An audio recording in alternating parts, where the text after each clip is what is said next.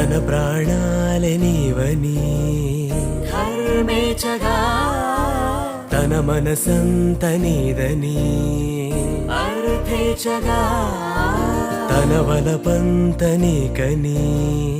కామేచగా అవధులు లేని ప్రేమకై మోక్షేచగా మూడు ముళ్ళతో 7 అడుగుల అగ్ని సాక్షిగా ఇద్దరు ఒకటిగా మారగా